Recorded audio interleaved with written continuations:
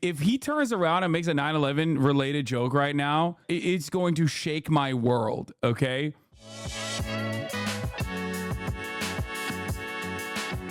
Thank you, thank you, thank you. Biden pokes fun at his agent Trump during the White House Correspondents' dinner. Thank you, thank you.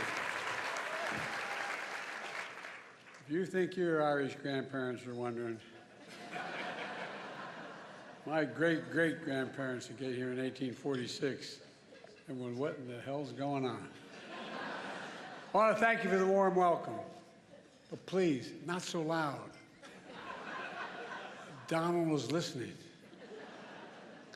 Oh, God, so lame. He said the Donald. Way past his bedtime, too. You can see it in his face. Be Don. I kind of like that. I may use that again. Kelly O'Donnell, President of the White House Correspondents Association, thank you for having me. Thank you, sir. But Kelly O, let's be honest. You're way too young to be president. It's been a year since I delivered this speech, and my wife Jill, who's with me tonight, was worried how I do. I told her, don't worry, just like riding a bike. She said, that's what I'm worried about. Of course, the 2024 election's in full swing. And yes, age is an issue. I'm a grown man running against a 6-year-old. Well, I feel great. Dude, it's like, oh God, this is so terrible. I feel like this is one of those things where one, it's obviously Genocide Joe, right? So that's ridiculous to begin with. But it is so, like, everything here, everything that he's doing is like when you see a child try to, you know, draw or do something that adults do for the first time ever, and they obviously suck, but like you're grading on a curve because you're like, that's a child. That's how I feel. I'm like, wow, he's able to get off a joke. Like, it's just so ass, but you're like, wow, look at that. Grandpa's able to talk. Okay. Trump's speech was so embarrassing, the statue of Robert E. Lee surrendered again. But look, age is the only thing we have in common. My vice president actually endorses me.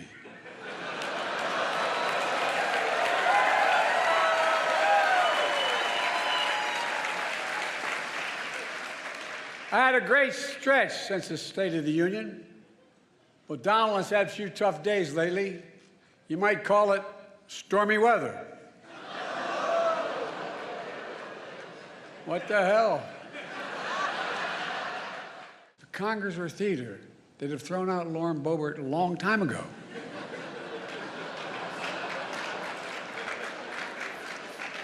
Now, to all my friends in the press, and Fox News.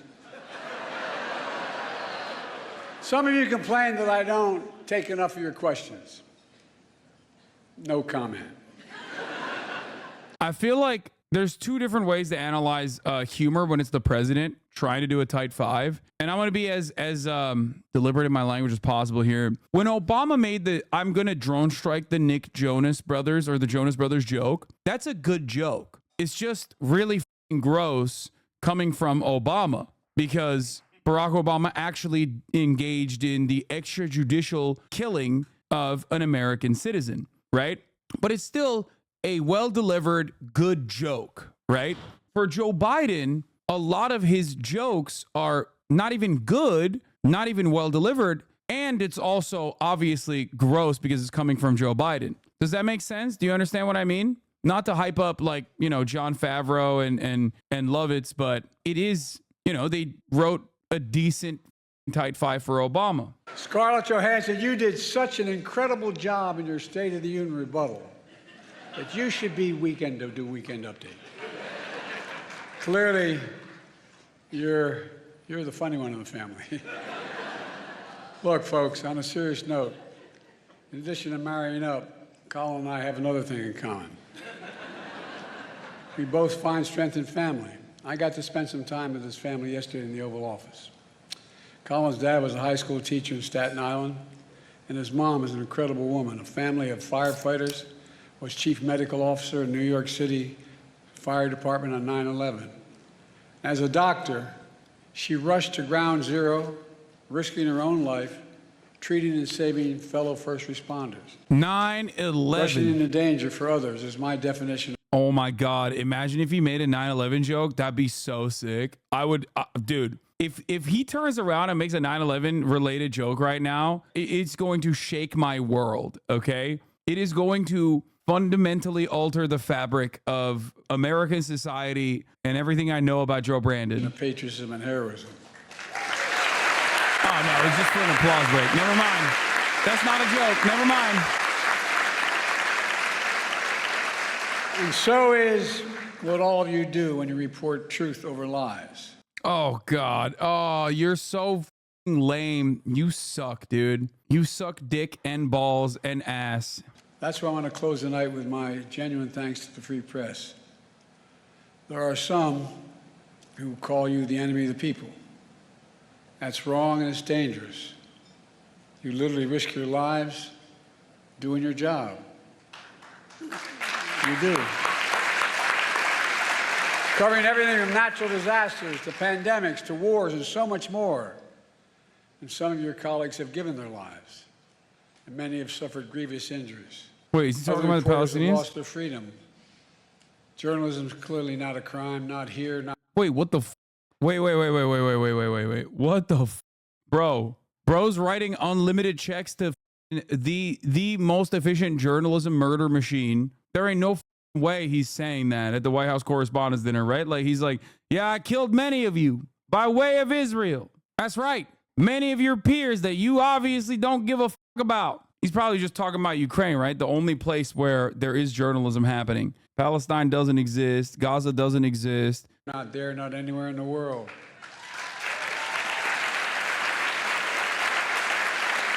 And Putin should release Evan and also immediately. Yeah, it was Russia. Okay, got it. Only Russia's doing crimes against journalism. Only Russia. Israel, on the other hand, loves journalism so much, they're giving him hugs. Hundreds of them, as a matter of fact.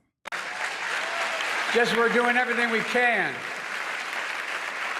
We're doing everything we can to bring home journalists, fellow journalists, Austin, and all Americans like Paul Whelan, who wrongfully detained all around the world. And I give him orders to Biden. We're not going to give up until we get them home. All of them. All of them.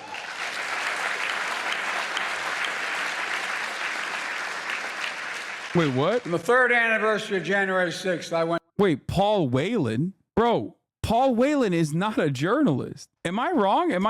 Yeah, Paul Whelan is not a journalist at all. Paul Whelan is 100% an agent that got. That's Mr. Passport Enthusiast himself. Paul Whelan, the journalist that was caught trying to literally, dude, listen. The rule of thumb is, the rule in the espionage world is, if you're an agent, if you are State Department, if you're CIA, if you're KGB, if you're FSB, if you are whatever the Chinese version is, okay, and you get got, that's it. You got, okay? This doesn't mean that not Ukraine, sorry. This doesn't mean that Russia doesn't arrest journalists. They do. That the Evan dude is 100% a journalist, Wall Street Journal journalist that was arrested by the Russian government unjustifiably. He is a political pawn. It's completely ridiculous, okay?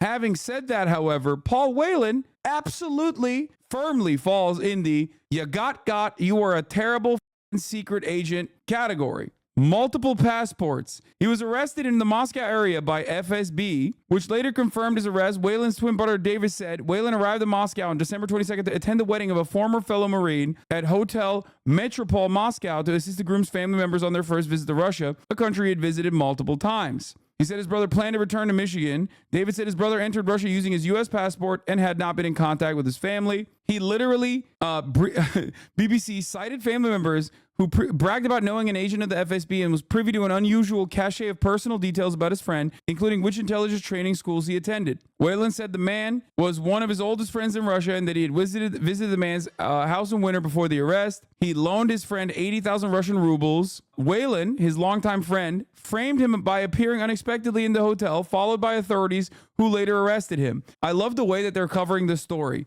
okay? he got caught with secret material that he literally bought for 80,000 Russian rubles and like 8 different passports, bro. That's insane.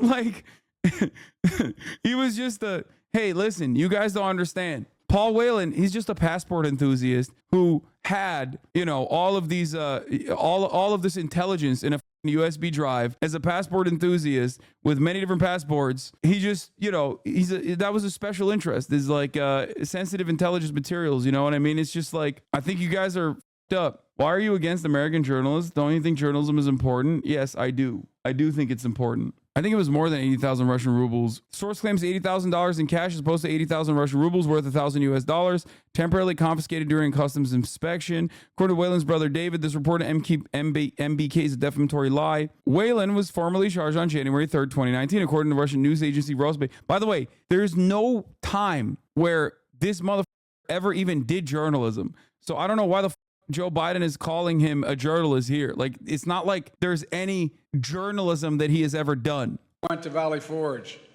and I said the most urgent question of our time is whether democracy is still the sacred cause of America. That is the question the American people must answer this year. And you, the press, play a critical role in making sure the American people have the information they need to make an informed decision. A defeated former president has made no secret of his attack on our democracy. He said he wants to be a dictator on day one, and so much more. He tells supporters he is their revenge and retribution. When in God's name have you ever heard of another president say something like that? And he promised a bloodbath when he... Bro, this is not even funny now. He's just complaining about Donald Trump. 8 years ago, you could have written off it as just Trump talk, but no longer. Not after January 6th. I'm sincerely not asking of you to take sides, but asking you to rise up to the seriousness of the moment. Move past the horse race numbers and the gotcha moments and the distractions, the sideshows that have come to dominate and sensationalize our politics. And focus on what's actually at stake. And I think in your hearts you know what's at stake. The stakes couldn't be higher. Every single one of us has roles to play, a serious role to play, in making sure democracy endures, American democracy. I have my role, but with all due respect, so do you.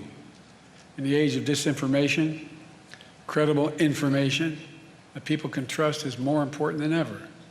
And that makes you, and I mean this from the bottom of my heart, makes you more important than ever. So tonight, I'd like to make a toast. To a free press, to an informed citizenry, to an America where freedom and democracy endure. God bless America. Is it normal for the Correspondents Dinner in an election year to be so focused on the president's opponent? Yes. Okay.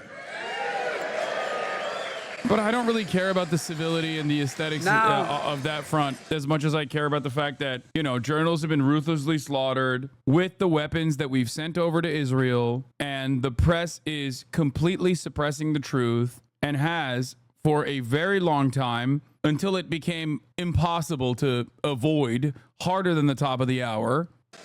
I'm going to turn it over to Kelly, then you'll hear from a real comedian. I think I know what I'm in for. Colin Jost has taken aim at me before with his jokes. Oh, I'm sure. You ready? Like saying, after winning the South Carolina primary, Biden barely edged out his closest rival. Time. Colin, when I win, I'm going to have a whole hell of a lot of time. Thank you, everyone. Hello. That was hard-hitting journalism you saw in The Owl. I don't even know if I want to watch this shit, dude. It's like the worst of the worst. You know what I mean? Trump on the dinner. The White House Correspondents' dinner was really bad. Colin Jost bombed. And Crooked Joe was an absolute disaster. Doesn't get much worse than this. Before I begin tonight, let's see what the banger liberal tweet was from Brian Carniello Joes. Can we just acknowledge how refreshing it is to see a president at an event that doesn't begin with a bailiff saying all rise? We just acknowledge how refreshing it is to see a president of the United States at an event that doesn't begin with a bailiff saying all rise.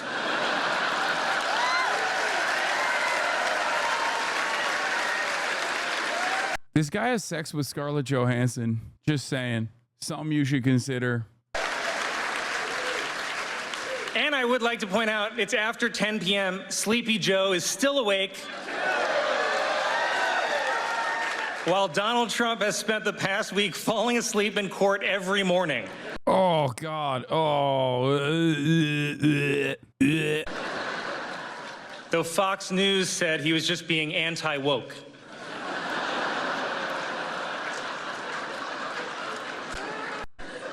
Oh, God. Y'all really want me to watch this whole speech? I will lose it. I will lose my goddamn mind. I will die if I watch this.